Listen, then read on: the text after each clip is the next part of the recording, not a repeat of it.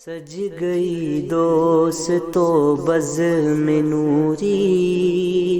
ہم دلوں کو سجائے ہوئے ہیں۔ آج موسم آج موسم ہے کتنا سہانا، میرے سرکار آئے ہوئے ہیں۔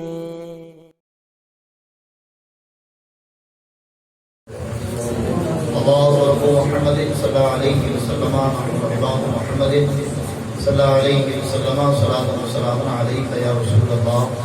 صلی اللہ تعالی علیہ وسلم۔ مختصر حمد و صلات کے بعد قرآن مقدس کی بڑی مشہور آیت مبارکہ تلاوت کرنے کا شرف حاصل کیا۔ آئیے متذکرہ آیت مقدسہ کے تحت گفتگو کرنے سے قبل ہم اور آپ مل کر اللہ رب العزت کی بارگاہ میں دعا کریں کہ اللہ اپنے حبیب کے صدقے طفیل مجھے حق کہنے کی توفیق عطا فرمائے، اور ہم شرکائے بزم کو حق و سن کر حق کو قبول کر کر اس پر عمل کرنے کی توفیق عطا فرمائے۔ اللہ کا فضل اس کا احسان ہے کہ بزم نوری ٹیم چندواڑہ کی غالباً یہ 103 بزم ہو چکی ہے، جس میں ہم اور آپ شرکت کی سعادت حاصل کیے ہوئے ہیں۔ یعنی اللہ کے فضل سے بے لوث 103 ہفتوں سے کہیں نہ کہیں اس مجلس کا اہتمام ہوتا ہے کسی ایک خاص عنوان کے ساتھ، ایک کسی خاص موضوع کے ساتھ۔ آج کی یہ محفل افضل بھائی کے گھر منعقد کی گئی، اور اس کا عنوان جو منتخب کیا گیا وہ یہ ہے کہ حج اور عقیدہ اہل سنت۔ تو انشاءاللہ اس عنوان کے تحت اپنے علم کے مطابق چند باتیں آپ کے گوشے گزار کرنے کی کوشش کروں گا۔ بالکل توجہ کے ساتھ گفتگو کو سماعت فرمائیں۔ میں نے جس آیت مبارکہ کی تلاوت کی، اللہ رب العزت اپنے مقدس کلام میں ارشاد فرماتا ہے ان الصفا والمروۃ من شعائر اللہ۔ فرمایا بے شک صفا اور مروہ اللہ کی نشانیوں میں سے۔ آپ اگر دیکھیں تو پوری کائنات کا خالق رب ہے۔ دنیا میں جتنی بھی اشیاء موجود ہیں، جتنی چیزیں موجود ہیں، ان سب کو پیدا کرنا رب کا کام ہے۔ رب ان تمام چیزوں کا خالق ہے۔ جہاں رب نے صفا مروہ یہ 2 پہاڑیاں وجود میں لائی، ایسے ہی دنیا میں سینکڑوں پہاڑ ہیں، اور کچھ ایسے پہاڑ بھی ہیں کہ جن پہاڑوں کو دنیا کا سب سے بلند اور اونچا پہاڑ مانا جاتا ہے۔ اگر صفا مروہ کو ان پہاڑوں کے سامنے لایا جائے تو بظاہر وہ ایک ٹیلے کے مانند نظر آئے، لیکن اللہ تبارک و تعالیٰ نے اپنی تخلیق میں اپنی نشانی، کیونکہ ہے تو سارا جہاں اس کی نشانی، لیکن مخصوص کر کر صفا اور مروہ کو اپنی نشانی کیوں کہا، کیا وجہ ہے؟ تو ظاہر ہے کہ جب اس کی تاریخی پس منظر پر ہم جائیں اور اس واقعے کو جس کو ہم نے کئی مرتبہ سنا ہے، تو بظاہر سن کر ہم اپنے اکابرین اور اللہ والوں کی یاد سے اپنے ایمان کے اندر تقویت تو پیدا کرتے ہیں، لیکن اس کے اندر جو ہمارا عقیدہ پوشیدہ ہے، اگر ہم اس عقیدے کو لوگوں کے سامنے پیش کریں تو وہ لوگ جو آج بھی کہیں نہ کہیں اللہ والوں کی یادوں سے لوگوں کو دور رکھتے ہیں اور خود بھی دور ہوتے ہیں، وہ ان کی طرف راغب ہوں گے اور اپنے غلط سوچ اور غلط روش کو ختم کرنے کی کوشش کریں گے۔ اللہ فرما رہا ہے ان الصفا والمروۃ من شعائر اللہ، کہ صفا اور مروہ اللہ کی نشانیوں میں سے۔ یہ نشانی کیوں بنی؟ جبکہ سوال یہ ہوتا ہے کہ اللہ دنیا میں جتنے پہاڑ، جتنے جبلہ موجود ہیں، یہ سب کے سب تو نے ہی پیدا کیا، تو نے ہی وجود میں لایا، لیکن اس کے باوجود تو نے ان دو پہاڑیوں کو مخصوص اپنی نشانی بنا دی، آخر وجہ کیا ہے؟ تو آپ دیکھیں کہ حضرت ابراہیم خلیل اللہ علی نبینا علیہ السلام سے اللہ رب العزت نے ایک بڑا سخت امتحان لیا، اور وہ امتحان کیا کہ اپنے بیوی بچے کو ایک ایسی جگہ چھوڑ کر چلے جاؤ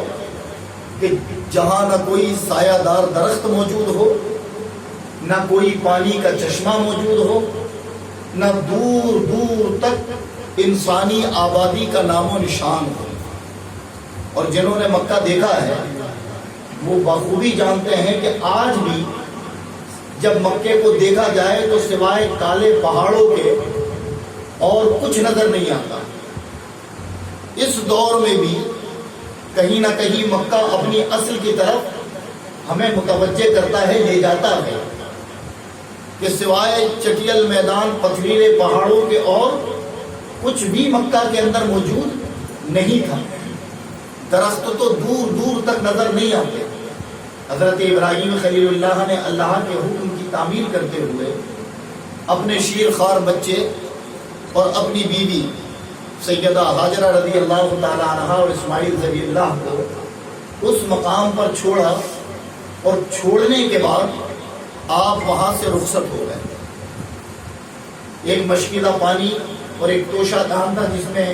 کچھ پھل تھے، وہ دیے اور واپس ہو گئے۔ جب آپ واپس ہونے لگے تو آپ کی اہلیہ، آپ کی بیوی کہتی ہیں کہ میرے سرتاج، یہ بیابان میں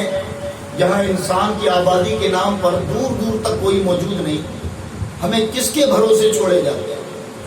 آپ نے کوئی جواب نہ دیا۔ آپ کی بیوی پھر کہتی ہے کہ اگر یہ اللہ کی مرضی ہے تو ہم راضی ہیں۔ تو حضرت ابراہیم فرماتے ہیں ہاں یہ میرے رب کی مرضی ہے کہ میں تمہیں یہاں چھوڑ جاؤں۔ تو وہ صابرہ بیوی اللہ تبارک و تعالیٰ نے حضرت ابراہیم کو عطا فرمائی کہ بس اتنا سنا کہ میرے رب کی مرضی ہے، تو آپ نے بغیر کسی بات کے، کسی خواہش کے وہاں رکنا منظور کر لیا۔ حضرت ابراہیم جب کچھ آگے بڑھے تو چونکہ اللہ رب العزت نے آپ کو منصب رسالت عطا فرمایا، منصب نبوت عطا فرمائی، لیکن چونکہ ایک قلب تھا، دل تھا، جو فطرت انسانی کے اندر رب نے ڈالا کہ رب اپنی آل سے، اپنی اولاد سے بڑی محبت کرتا ہے۔ انسان کے اندر یہ فطرت ہے۔ جب آپ کچھ آگے بڑھے تو آگے بڑھنے کے بعد آپ کو اپنی بیوی اور بچے کی محبت کا غم ہوا، جدائی کا غم ہوا، آپ کی آنکھیں اشکبار ہو گئی، اور آپ نے اپنے ہاتھوں کو بلند کیا اور بلند کر کر 3 دعائیں مانگی۔ آپ فرماتے اے اللہ، میں تیری رضا کے لیے انہیں یہاں چھوڑے جا رہا ہوں، تو انہیں شیریں پانی عطا فرما۔ آپ کچھ آگے بڑھے، پھر دعا کی اے اللہ انہیں پھلوں کا رزق عطا فرما۔ پھر آپ نے دعا فرمائی کہ اللہ ان کی طرف لوگوں کے دلوں کو مائل کر دے۔ یہ 3 دعا فرما کر حضرت ابراہیم تو چلے گئے۔ اب حضرت ہاجرہ کے پاس جو توشادان اور مشکیدے میں پانی تھا، جب تک وہ رہا آپ کا گزارا ہوتا رہا، اور جب وہ ختم ہو گیا تو آپ اپنے آپ کو تو بھوکی رکھ سکتی تھی، اپنے آپ کو پیاسی رکھ سکتی تھی، لیکن ایک شیر خوار بچہ کہ پیاس کی وجہ سے جب دودھ بھی خشک ہو گیا تو پھر آپ بے چین ہو گئی۔ اور ماں کی جو ممتا اصل معنوں میں کہیں ہے ثابت تو صفا و مروہ کی یہ داستان ہے کہ ماں جب بچے کے لیے تڑپتی ہے تو رب کتنا فضل فرماتا ہے، کتنا کرم فرماتا ہے۔ سیدہ ہاجرہ رضی اللہ تعالی عنہا اب جب پانی ختم ہو گیا تو آپ نے سنا ہے کہ پانی کی تلاش میں آپ کبھی صفا پر گئی، کبھی مروہ پر گئی۔ اور آج جب حجاج جاتے ہیں یا جنہوں نے عمرہ کیا ہوا ہے انہوں نے دیکھا ہے کہ آج تو عالیشان ماربل لگا ہے، اے سی چلتی ہوتی ہے، کچھ نقوش بچے ہیں دونوں جانب۔ اگر گراؤنڈ فلور سے آپ کو مل جائے صحیح کرنے کا موقع تھا تو آپ وہاں دیکھ سکتے ہو کہ وہ پتھر کہ اگر آج بھی ہم اس پر تھوڑی دیر ادھر سے ادھر چلیں تو ہمارے پیروں کی خیریت نہیں۔ اس دور میں حال کیا ہوگا حضرت حاجرہ دوڑی، آپ نے دوڑ کر کبھی آپ صفا پر جاتی کبھی مروہ پر آتی اور دور دور نظر دوڑا کر دیکھتی کہ کہیں پانی کا کوئی چشمہ یا کوئی سوراخ مل جائے، لیکن کہیں پانی کا کوئی سوراخ نظر نہیں آیا۔ اپنے ننھے بچے اسماعیل ذبیح اللہ علیہ نبینا علیہ السلام کو آپ نے جہاں لیٹایا تھا، اللہ نے حکم دیا اے جبریل جاؤ اپنے پروں کو اس جگہ مارو کہ جہاں میرا نبی اسماعیل لیٹا ہے، جہاں وہ اپنے پیروں کو رگڑتا ہے۔ جب حضرت حاجرہ لوٹ کر آئی تو انہوں نے کیا دیکھا کہ جہاں اسماعیل رو رہے تھے، لیٹے تھے، انہی کے قدموں کے قریب سے ایک پانی کا ابلتا ہوا چشمہ جاری ہو گیا۔ آپ دیکھ کر بڑی خوش ہوئی اور آپ نے رب کا شکر بجا لایا اور پھر اس کے بعد خود بھی سیراب ہوئی، اپنے انتظام اپنے خواہش کے مطابق پانی بھر لیا، اپنے بچے کو سیراب کیا، اور جب تمام چیزوں سے فارغ ہوئی تو چونکہ آپ کی زبان عربی نہیں تھی، آپ سریانی زبان جاننے والی اور اسی میں کلام کرتی تھی، آپ نے اب اس پانی کو روکنا چاہا تو قریب میں جو دھول اور مٹی تھی آپ اس کو سمیٹتی اور سمیٹ کر کہتی زمزم، سمیٹ کے کہتی زمزم، یعنی اے پانی رک رک رک جا۔ آپ کے کہنے کا مقصد یہ تھا۔ اب آپ دیکھیں کہ رب کریم کو اپنی اس نیک بندی کا دوڑنا، اپنی اس نیک بندی کے وہ الفاظ اتنے پسند آئے کہ اس نے اپنی عبادت میں لازم قرار دیا کہ جب بھی تم حج یا عمرے کی نیت سے اس سرزمین پر پہنچو تو تم کہو گے کہ یہ عجیب عبادت ہے کہ دو پہاڑوں کے درمیان دوڑنا ہے، یہ کیسی عبادت ہے۔ ایک وقت جب دوڑا گیا تھا تو سمجھ آتا ہے کہ مجبوری تھی، اب کیوں دوڑا جاتا ہے؟ تو رب کریم نے کہا عقل لگانے کی ضرورت نہیں، بس مجھے یہ ادا پسند آ گئی ہے تو صبح قیامت تک میں اس ادا کو زندہ رکھنا چاہتا ہوں، اور جب تک تم اس کی ادائیگی نہ کرو نہ تمہارا حج کامل ہے نہ تمہارا عمرہ کامل۔ تو حضرات وہ یاد، وہ طریقہ رب کو پسند آ گیا اور رب نے اپنی بندی کے اس عمل کی وجہ سے کیا کہا، ان الصفا والمروہ من شعائر اللہ، کہ صفا اور مروہ اللہ کی نشانیوں میں سے ہے۔ یعنی پتہ یہ چلا کہ جہاں اللہ والے اپنا وقت گزار دیں تو گویا وہاں وقت گزارنے کی انہیں توفیق بھی رب دیتا ہے، اس لیے کہ رب اس جگہ کو مخصوص کر دیتا ہے اور وہ جگہ اللہ رب العزت کی بارگاہ میں مقبولیت کا ذریعہ بن جاتی ہے۔ صفا مروہ کو دیکھیں، اللہ اپنی نشانی کہہ رہا ہے، حج ہو یا عمرہ اس کی صحیح واجب اور لازم ہے۔ اس کے بعد آج آدمی سریانی زبان نہیں جانتا، کوئی عربی وہاں ہوتا ہے، کوئی انگلش بولنے والا، کوئی اردو بولنے والا، الگ الگ ممالک کے لوگ آتے ہیں، لیکن وہ عربی زبان میں کہتے تو ہیں آب، پانی، لیکن اس کے ساتھ ایک لفظ لگاتے آب زمزم۔ یعنی آج بھی یہ کہا جاتا ہے کہ پانی رک رک، تو یہ لفظ بھی خدا کو اتنے پسند آ گئے کہ وہ لفظ جو حضرت حاجرہ کی زبان سے نکلے، اللہ رب العزت نے پورے ایمان والوں کی زبان پر وہ لفظ لا دیا۔ یہ اس کا معنی، اس کا مفہوم جانے یا نہ جانے، لیکن اس کے باوجود بھی پانی کو آب عربی میں کہتے تو ہیں، لیکن اس کے بعد لفظ زمزم لگاتے ہیں، اور یہ ہم اپنی مرضی سے نہیں بلکہ یہ لفظ ہمارے قلب اور ہماری زبان پر نقش کر دیا رب نے۔ حضرات گرامی، اس کے بعد یہ تو صفا مروہ ہے، پھر آپ دیکھیں کہ کعبہ جو اصل ہے، جس کا حجاج طواف کرتے ہیں، جو معامرین جاتے ہیں وہ طواف کرتے ہیں، آخر وجہ کیا ہے؟ تو چونکہ اس کی تاریخ تو بڑی طویل ہے کہ کعبے کا طواف ابھی سے نہیں، دنیا کی ابتدا سے ہوتا ہے، چونکہ حضرت آدم علیہ نبینا علیہ السلام کو اللہ رب العزت نے جب تیار کیا اور آپ کے اندر نور محمدی ڈالا گیا تو آپ نے عرش پر ایک گھر دیکھا جسے بیت معمور کہا جاتا ہے۔ اس بیت معمور کا آپ طواف کیا کرتے تھے، اس کا چکر لگایا کرتے تھے، اس کا طواف کرتے۔ تو جب آپ کو دنیا میں رب نے بھیجا تو آپ نے عرض کیے پروردگار، یہ ملائکہ کے ساتھ بیت معمور کے طواف میں مجھے بڑا لطف آتا ہے، کیا دنیا میں یہ لطف، یہ مزہ مجھے ملے گا؟ تو اللہ رب العزت نے اسی زمین کی نشاندہی فرمائی۔ مفسرین فرماتے ہیں کہ وہ زمین جو مکہ کی ہے اور بالخصوص جہاں خانہ کعبہ موجود ہے، یہ جب اللہ نے زمین کی تخلیق فرمائی تو پانی کو چیر کر زمین کا سب سے پہلا ٹکڑا جو وجود میں آیا، پانی سے ہٹا اور خشکی میں آیا، وہ وہی زمین ہے جہاں آج کعبہ موجود ہے۔ وہ زمین کا سب سے پہلا ٹکڑا وجود میں آیا۔ مفسرین اس کی تاریخ میں یوں بھی کہتے ہیں کہ رب کائنات نے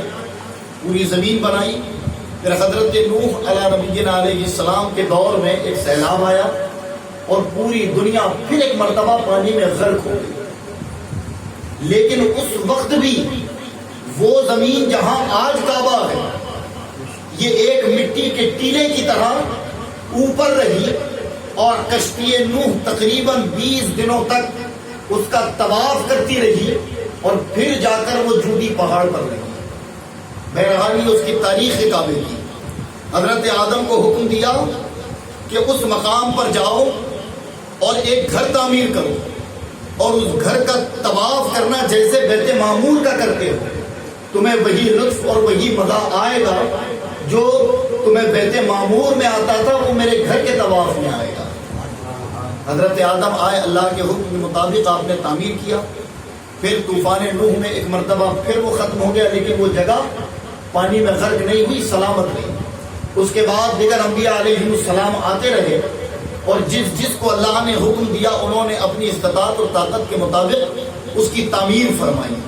پھر ایک عرصے دراز تک وہاں نہ تعمیر ہوئی اور نہ وہاں کسی طریقے کی کوئی آبادی ہوئی۔ پھر اس کام کے لیے اللہ رب العزت نے حضرت ابراہیم علیہ نبینا علیہ السلام کو چنا، اور پہلے اپنے بیوی بچوں کو اس سرزمین پر چھڑوا دیا، اور پھر جب حضرت اسماعیل کی عمر چلنے اور بولنے کے قابل ہوئی تو پھر حضرت ابراہیم آئے، اور اللہ کے حکم کے مطابق اسی زمین پر آپ نے اپنے بچے کے ساتھ، بیٹے کے ساتھ مل کر کعبے کی دیواروں کو اوپر کیا۔ یعنی اگر قرآن میں دیکھیں تو اللہ فرماتا وَإِذْ يَرْفَعُ إِبْرَاهِيمُ الْقَوَاعِدَ، کہ انہوں نے دیوار کو اونچا کیا،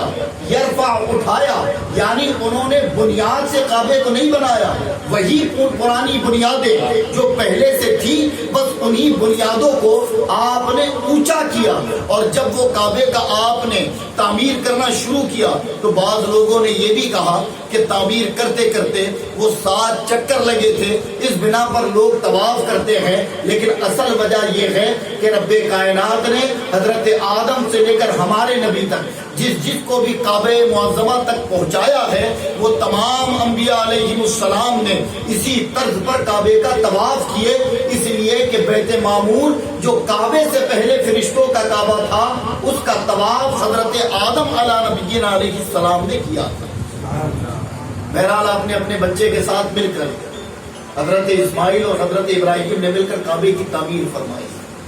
اور جب کعبے کی تعمیر مکمل ہو گئی تو پھر ایک مقام ہے جس کو مقام ابراہیم کہتے ہیں۔ اللہ قرآن میں کہتا ہے وَاتَّخِذُوا مِن مَقَامِ إِبْرَاهِيمَ مُصَلًّى، اور ابراہیم کے کھڑے ہونے کی جگہ کو جائے نماز بنا لو، وہاں نماز پڑھی جاتی ہے۔ کیونکہ حضرت ابراہیم وہاں کھڑے ہوئے اور ان کے قدموں کے نشان آج بھی وہاں موجود ہیں۔ اللہ نے اسے جائے نماز بنانے کا حکم دے دیا۔ کیا وجہ ہے؟ تو آپ اگر دیکھیں تو جب حضرت ابراہیم نے خانہ کعبہ کی تعمیر فرمائی اور اس مقام پر کھڑے ہوئے تو کھڑے ہونے کے بعد آپ نے رب کریم کی بارگاہ میں دعا کی کہ اے پروردگار عالم، میں نے تیرے حکم کے مطابق تیرے اس گھر کو تعمیر کر دیا، اب تو مجھے اس کی اجرت عطا فرما دے۔ کیا مانگا آپ نے؟ اجرت مانگی، مزدوری مانگی۔ اللہ فرماتا اے ابراہیم کیا اجرت ہے، کیا مزدوری تمہیں چاہیے؟ تو اسی مقام پر حضرت ابراہیم کھڑے تھے اور آپ دعا کرتے ہیں پروردگار وہ نبی آخر الزمان جنہیں تو سب سے اخیر میں دنیا میں بھیجے گا، میں تجھ سے کعبے کی اجرت میں یہ چاہتا ہوں کہ انہیں میری نسل سے پیدا فرما دو۔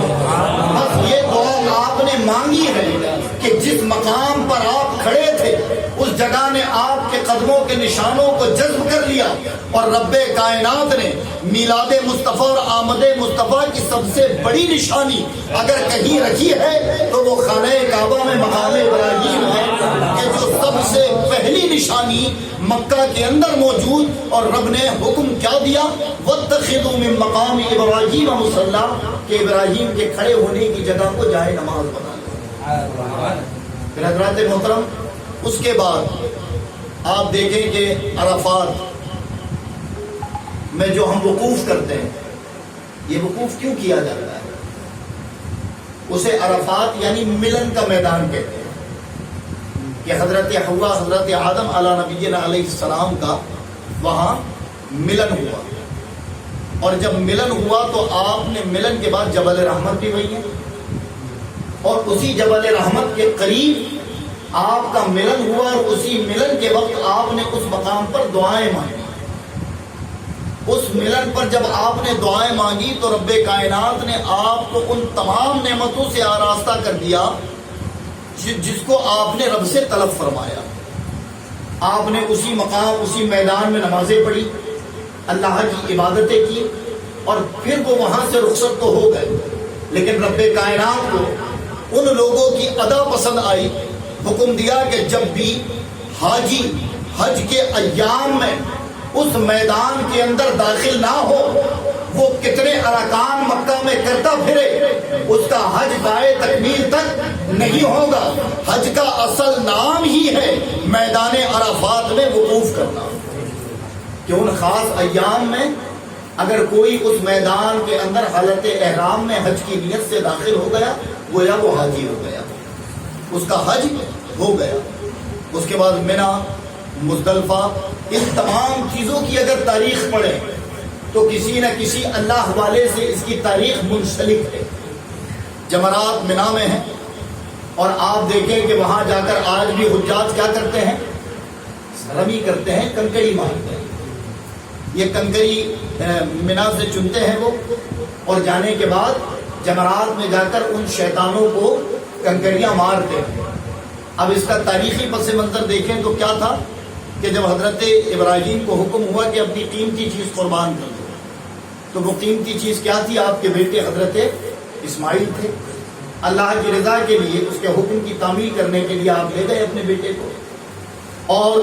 ہاتھ پیر باندھ کر زمین پر لیٹا کر ذبح کرنے کی پوری تیاری، چھری چلائی لیکن گلا نہیں کٹا، یہ آپ نے سنا ہے۔ اس سفر کے دوران جب آپ اپنے بیٹے کو قربان گاہ تک لے جا رہے تھے تو جو حجاج ہیں جنہوں نے عمرہ کیا، اور اگر وہ مخصوص طور پر گھومے ہوں گے تو آج بھی ایک پلر موجود ہے وہاں، وہ پلر اس کی نشاندہی یہ بتائی جاتی ہے کہ اسی مقام پر حضرت اسماعیل ذبیح اللہ کو حضرت ابراہیم ذبح کرنے کے لیے لائے تھے، اور وہاں ذبح کر رہے تھے۔ بہرحال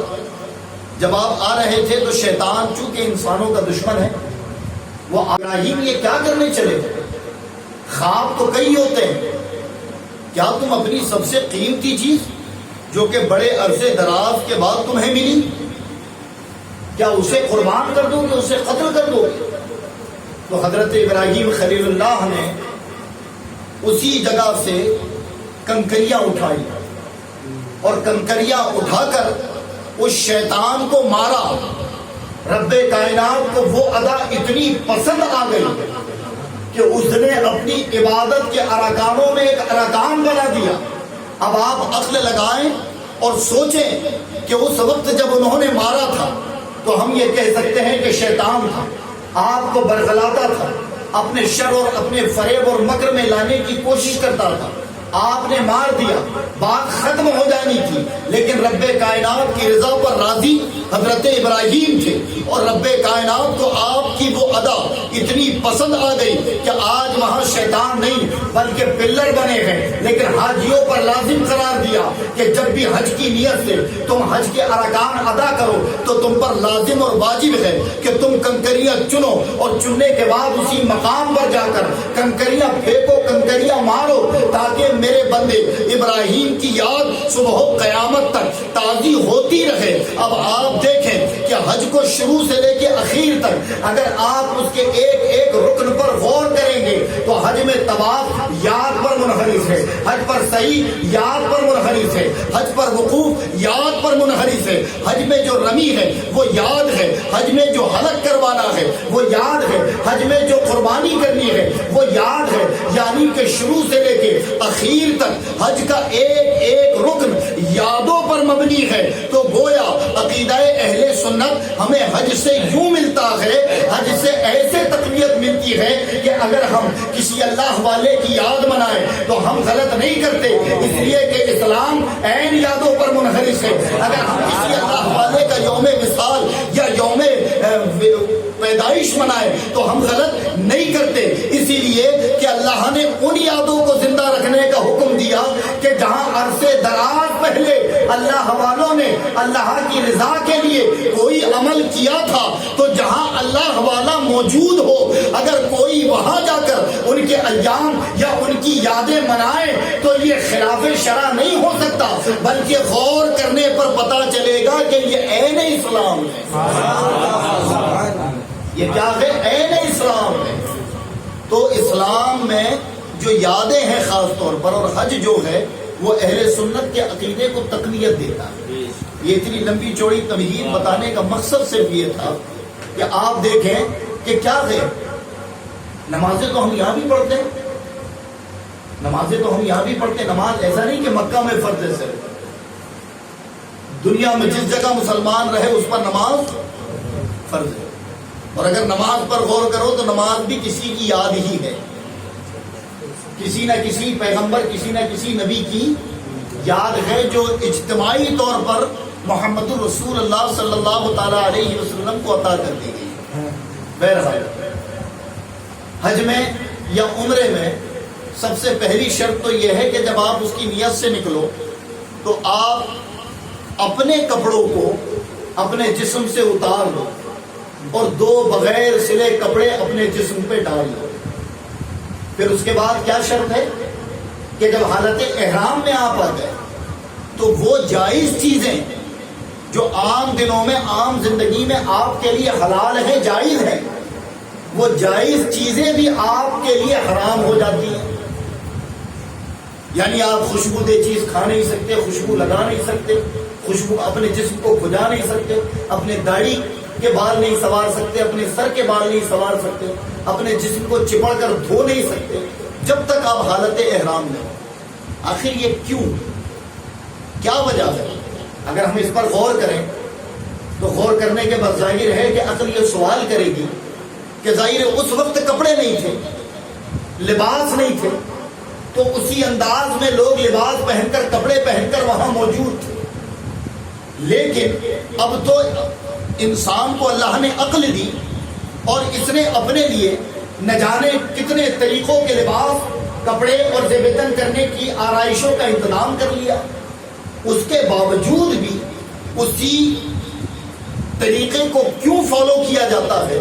اسی طرز پر کیوں عمل کیا جاتا ہے؟ تو حضرات غور کرنے کے بعد یہ پتہ چلے گا کہ جب حضرت ابراہیم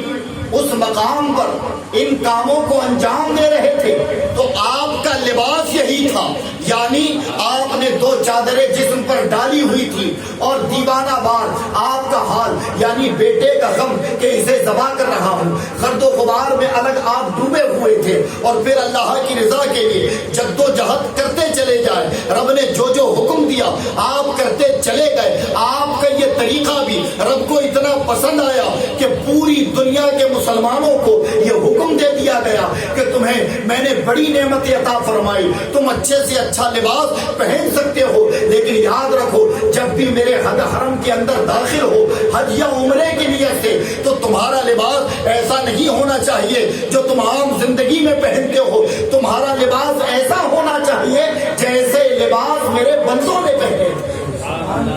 اور وہی تمام پابندیاں ہر آدمی پر لازم ہو جاتی ہیں، اسی پابندی کے ساتھ وہ بے لوث ہو کر اللہ کی رضا کے لیے کبھی دو پہاڑوں کے درمیان دوڑتا ہے، کبھی کسی گھر کا چکر لگاتا ہے، کبھی جا کر کھلے آسمان کے نیچے، کبھی تمبو میں رہ رہا ہے، کبھی جو ہے وہ کنکر یا چن کر دیوانہ وار رمی کر رہا، پتھر مار رہا ہے، پھر وہ لوگوں کو اذیت پہنچانے سے بچ رہا ہے، لوگوں کو تکلیف پہنچانے سے بچ رہا ہے، اگر کوئی ظلم کر دے تو مسکرا کر جواب دے رہا ہے۔ گویا اللہ والوں نے وہاں وقت گزارا، ان کی یادوں کو جب ہم منا رہے ہیں تو رب کریم نے اتنے وقت کے لیے ہمیں مومن کامل بنا دیا، یعنی جو صفتیں ایک مومن کے اندر ہونی چاہیے اگر وہ تمام صفتیں اکٹھا ہوتی ہیں یا تو حج میں یا عمرے میں۔ اور پھر حضرات ایک اجتماعیت کے رب کریم نے دنیا کے تمام مسلمانوں کو اس جگہ اکٹھا کر دیا۔ بہرحال ایک ایک رکن یادوں پر منحرف، اور یہی یادیں اللہ رب العزت کی بارگاہ میں عبادت ہے، اسلام کی بنیادوں میں سے ایک بنیاد ہے۔ تو ہمیں حج سے عقیدہ اہل سنت یہ ملا کہ اگر ہم کسی بزرگ کا عرس منائیں تو عرس بھی ایک یاد ہے، اگر کسی کا یوم ولادت منائیں تو یوم ولادت بھی ایک یاد ہے، اگر ہم کسی کی تاریخ میں کسی کی برسی کریں تو یہ برسی بھی ایک یاد ہے، ہم کسی کے لیے ایصال ثواب کریں تو یہ ایصال ثواب بھی ایک یاد ہے۔ اور اگر کوئی اسے کہے کہ یہ شرک ہے، یہ بدعت ہے، یہ جائز نہیں، تو سمجھ جاؤ کہ وہ محض جاہل ہے۔ وجہ یہ ہے کہ جس ارکان کو وہ بھی فرض جانتا ہے اور وہی دیوانہ وار کام جا کر وہ بھی وہاں کرتا ہے، اس کی وجہ کیا؟ جب وہ غور کرے تو وہ بھی کہنے پر آمادہ ہوگا کہ ہاں یہ اللہ والوں کی یاد ہے۔ تو جب یاد منانا اسلام میں عبادت ہے تو پھر اگر وہ یادیں جہاں اللہ والے موجود ہوں، اللہ والوں نے وقت گزارا ہو، اگر ان یادوں کا کوئی اہتمام کر لے تو پھر یہ ناجائز شرک بدعت کیسے ہو سکتا ہے؟ تو حضرات گرامی، اصل بات سمجھانے کا مقصد یہ کہ اسلام پورا کا پورا یادوں پر منحرف ہے۔ کس پر؟ ہاں، کہ اللہ تبارک و تعالیٰ کے وہ برگزیدہ بندے کہ اللہ کو جو ادا پسند آئی، اللہ رب العزت نے اسی کو اپنی رضا کا سبب بنا دیا، اسی کو اپنی عبادت کا ذریعہ بنا دیا کہ تم عبادت میری کرو۔ لیکن میرے وہ بندے کہ جنہوں نے محض میری رضا کے لیے کسی چیز کی پرواہ نہ کی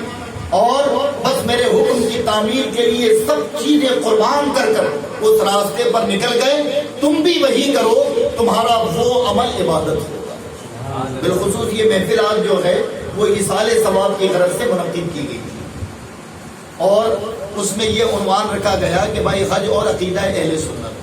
تو جتنا اس کو کلیئر کرنا تھا میں نے کر دیا۔ اب آپ اس پر غور کریں تو کئی ایک نقاط نکلتے جائیں گے۔ ایصال ثواب جو ہے وہ ایک اہم رکن ہے خاص طور پر اہل سنت کا، اور اس کو کرنا یہ عضو قرآن و احادیث بالکل جائز ہے۔ دلائل احادیث کے اندر بھی موجود،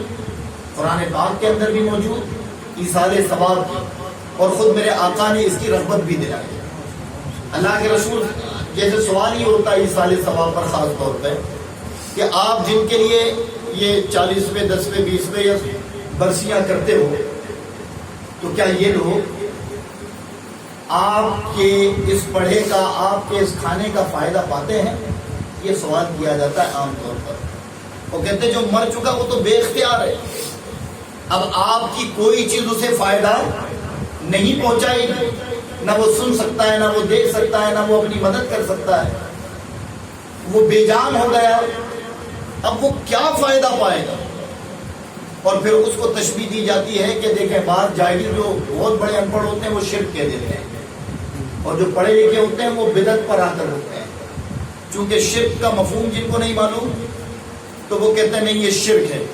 اگر کسی نے برسی کی فاتحہ بھی اپنے گھر میں کی تو فاتحہ کا کھاتے نہیں، وہ کہتے ہیں نہیں یہ کھانا چونکہ غیر اللہ کے نام پر منسوخ کر دیا گیا ہے نا، اور اس پر احل بغیر اللہ، قرآن پاک کی وہ آیت جو اللہ رب العزت نے غیر اللہ کے نام پر ذبح کیے ہوئے جانور کی حرمت کے تعلق سے نازل فرمائی، اس کو وہ ایصال ثواب اور دیگر چیزوں میں استعمال کرتے ہیں۔ بہرحال تو وہ کہتے ہیں کہ نہیں یہ فاتح ہو گئی، اب اس کھانے کو ہم نے نہیں کھانا ہے، یہ شرک ہے، یہ کھانا ہمارے لیے حرام ہو گیا۔ اور اس کے بعد جو جاہل ہیں بہت، وہ تو شرک کہتے ہیں، جو پڑھے لکھے ہیں وہ بدعت کہتے ہیں۔ لیکن یاد رکھیں کہ اللہ کے رسول صلی اللہ تعالیٰ علیہ وسلم نے عام مردوں کا مقام بتایا کہ ان کی سماعت کا حال کیا ہے۔ جب جنگ بدر ہوئی تو جنگ بدر میں تقریباً 70 کافر مارے گئے، قتل کیے گئے۔ تو بدر کے مقام پر جو لوگ گئے، میں تو گیا ہوں بدر میں، میں نے دیکھا کہ وہ گڑھا بنا ہے، وہ گڑھا بنا ہوا ہے جہاں وہ 70 کافروں کی لاش ڈال دی گئی تھی۔ اور آج بھی جب حاجی لوگ جاتے ہیں خاص طور پر سنی تو اتنے بڑے بڑے پتھر مارتے اٹھائے، اتنے بڑے بڑے پتھر جو ہیں وہ ان کی قبر جو مرگڑ بنا ہے کافروں کا اس پر اٹھا اٹھا کر پھینکتے ہیں، ہے نا۔ اور جن کو کچھ آتی ہے عربی تو وہ کہتے ہیں لعنت اللہ علی الکافرین، وہ یہ پڑھ پڑھ کر وہاں پتھر پھینکتے رہتے ہیں۔ بہرحال اللہ کے رسول نے ایک گڑھا کھدوایا اور وہ کافروں کو اس میں ڈلوا دیا، اور ڈلوانے کے بعد آپ وہاں سے گزرے تو حضرت عمر رضی اللہ تعالیٰ عنہ آپ کے پیچھے تھے۔ اللہ کے رسول صلی اللہ تعالیٰ علیہ وسلم نے ان کافروں کے لاشوں کی طرف متوجہ ہو کر فرمایا کہ اگر مان جاتے تو یہ حال نہ ہوتا، یہ جس انجام کو تم پہنچے ہو۔ تو حضرت عمر فرماتے یا رسول اللہ یہ تو مر چکے ہیں، آپ ان سے کلام فرماتے ہیں؟ تو اللہ کے نبی فرماتے ہیں کہ اے عمر یہ تم سے زیادہ مجھے سن رہے ہیں، یعنی وہ جو گڈھے میں پڑے ہوئے تھے وہ سب کے سب کافر، لیکن اللہ کے نبی فرماتے ہیں کہ یہ تم سے زیادہ مجھے سن رہے ہیں۔ تو آپ غور کرو کہ جب کافروں کے مردوں کے سننے کا یہ حال ہے تو جو مومن ہو، ایمان والا ہو،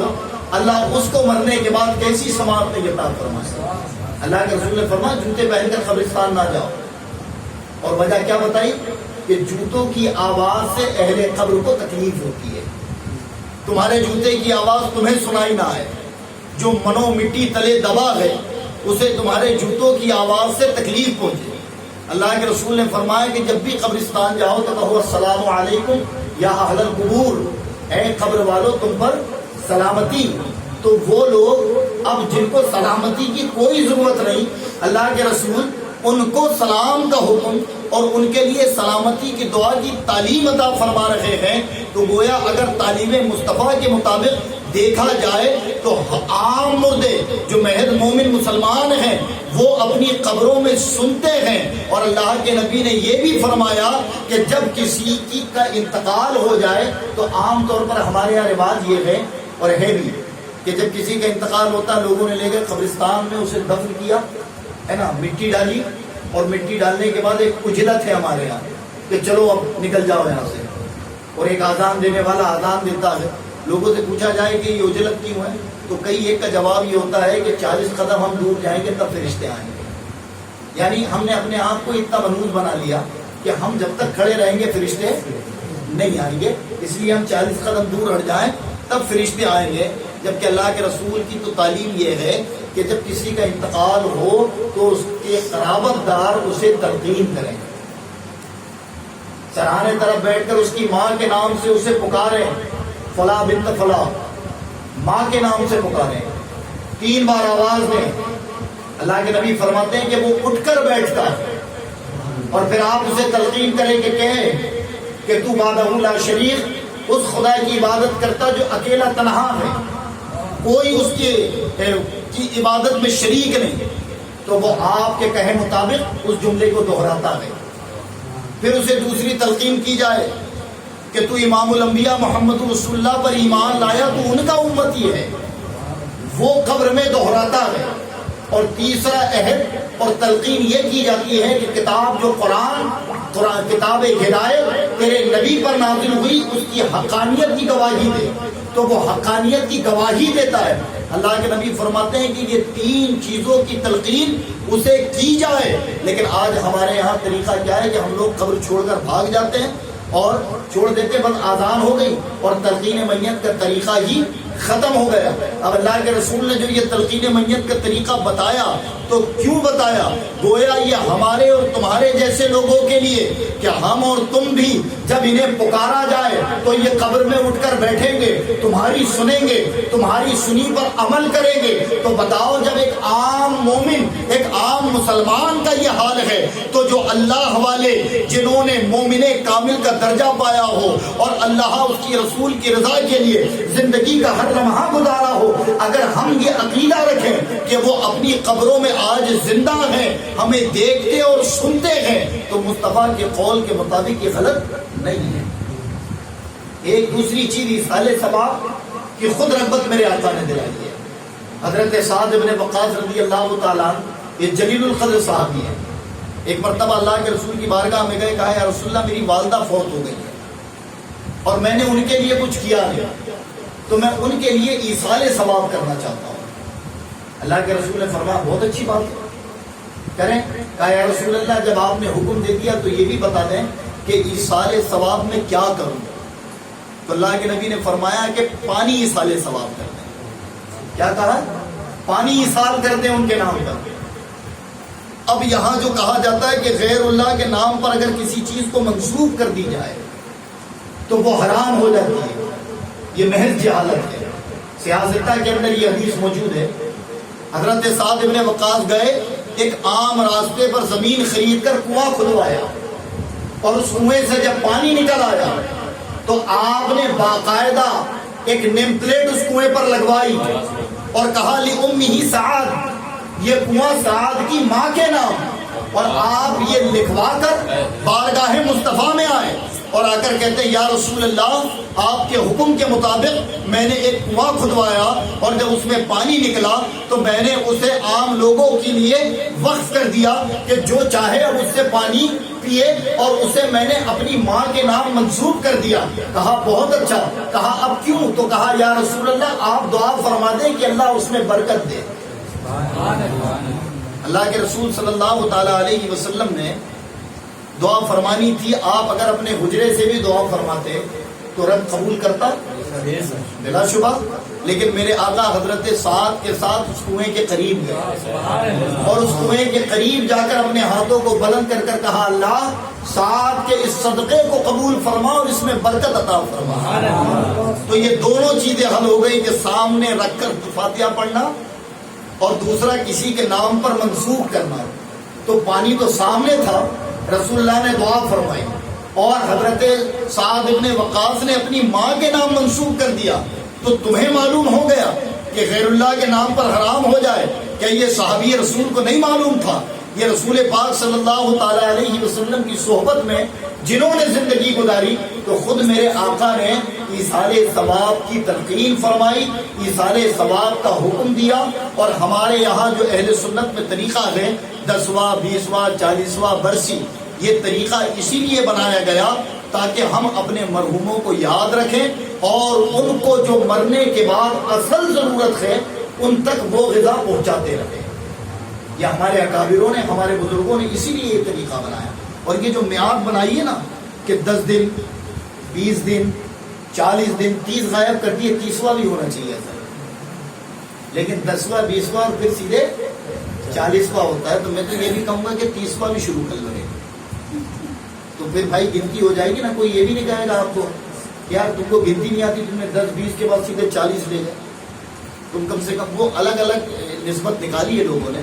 بہرحال لیکن یہ بزرگوں نے، فقہاء نے جو یہ ایک میعاد بنائی ہے، یہ میعاد بنانے کا مقصد یہ ہے کہ عام طور پر آپ نے دیکھا ہوگا کہ جس کے گھر موت ہوتی ہے، انتقال ہوتا ہے، تو کم سے کم 40 دن تک تو وہ ٹی وی پہ پردہ ڈال لیتے ہیں، ان کے گھر 40 دن ذکر و اذکار ہوتا ہے،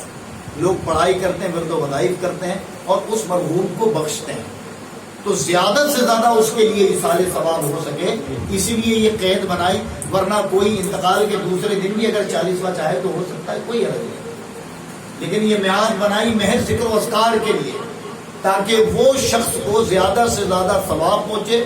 اور وہ اس کا مزہ اور اس کا لطف حاصل کرے، اور جو پریشانی قبر کے اندر یا تکلیف میں مبتلا ہے، قرآن اور اللہ کے کلام کی وجہ سے اسے ان تکالیف اور پریشانیوں سے نجات ملے۔